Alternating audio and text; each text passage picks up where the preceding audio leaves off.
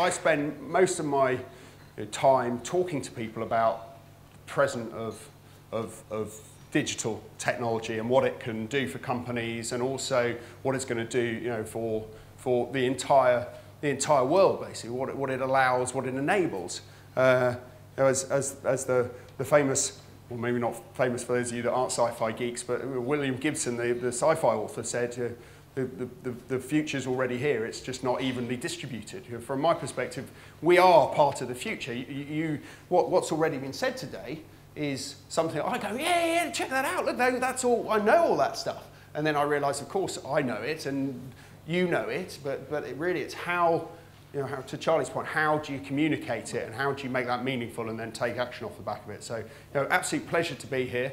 I'll just skip through a few things of data, and how Google thinks about data, and hopefully what that can mean to marketeers, and then analysts and all the good quants around the place.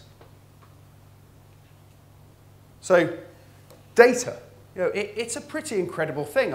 Some of the stats that were shown up there, amazing how quickly we were just saying at the break, the fact they were up to date with the only big YouTube stat that comes up, 35 hours of video are uploaded every minute. It just seems like a weird thing. It's actually difficult.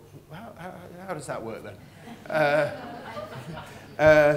But to see the fact that I updated my PowerPoint a few weeks ago, I said, oh no, I'm out of date again. It was 24 hours, now it's to see that now at 35 hours. But going back to how Google thinks about that data, that's a big chunk of stuff that shows up in our data centers. Thankfully, we've got enough data centers to not spend too much time worrying about that. But if you go back to what Google is effectively, I don't know, a 30,000 person organization now, 30,000 at its core, computer scientists, basically people playing with data, and the mission, making information universally accessible and useful. It's really data, isn't it? Information is the output of the data, but playing with the data in massive data sets and making something useful out of it and accessible. That's kind of the challenge. But taking that and turning it into consumer magic. The way we think about that computer science, it's what comes out the end. The fact you can just type something into that little white box and something useful comes out, that's pretty magical. I remember my first times, back in pre-99, I used to be in the British Army, and I remember sitting in what was the former Yugoslavia on a dial-up connection, typing into this thing, Atla Vista. Oh, wow, look at that, I can find this stuff out. Obviously, the world's moved on quite a lot in that last decade or so, but Google is now trying to create that magic for consumers, and hence implicitly with the advertising engines for our clients and also the world's marketplaces. This is a free tool, Insights for Search. Type into Google. It's an amazing search engine. You find one of our products called Insights for Search, and in real time, to Charlie's point, you can find out useful information. So I throw up one. I run our relationships with tech companies, basically, in the UK. And one example, Smart TV, Sony TV, Samsung TV, LED TV, and 3D TV. What's going on here? Well, this was a marketing campaign. Smart TV and Samsung replicate each other exactly. It's a Samsung advertising campaign that's going on. Smart TV term. Sony are trundling along here. Why aren't they looking at this on a daily basis and saying, what just happened there? Why has this and this suddenly tracked?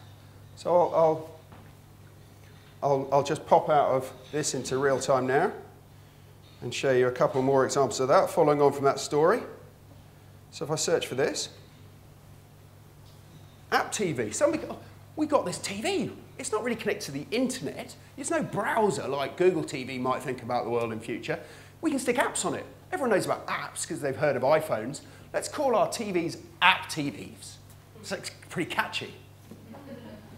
And then somebody else comes along and says, well, why don't we call them smart TVs? Get rid of that. Not.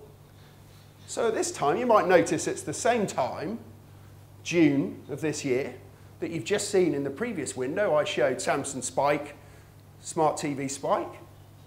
Smart TV goes from being below App TV to above it. Really big spike, but then settles above it.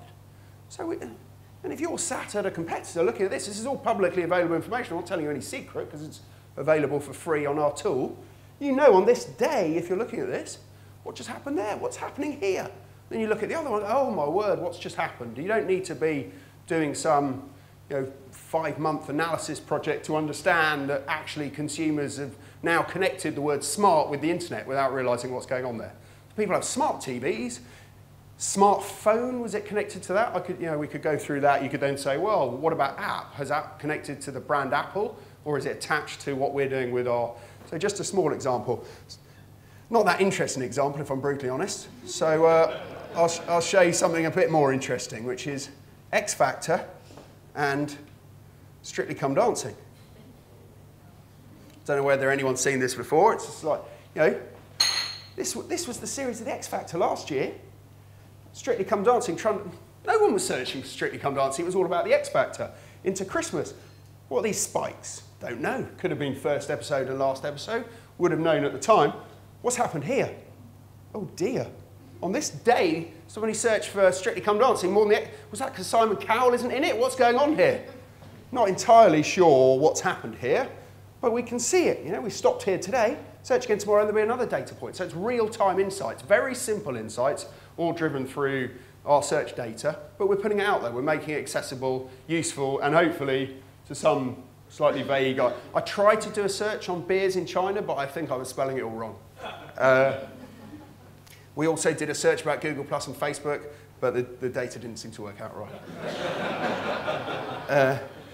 So that's kind of, we think there's beautiful data around the place, but what, exactly to Charlie's point, the real-time insights, what is the world able to do now that we weren't able to do, whether it be hashtags on Twitter and seeing stuff now, whether it be the whole role of social media in the Arab Spring, what's happening in real time? We put together a speak to tweet when the internet was closed down in Egypt. Within I guess, working with some of the Twitter engineers in effectively less than a weekend. The internet was closed on a Friday. By Saturday evening, people could phone up from the landlines that were still available in Egypt, and the messages that they left as voicemails were then translated into text and put out onto Twitter in real time. So you had this amazing connection of effectively old technology with new technology in real time, making communications possible.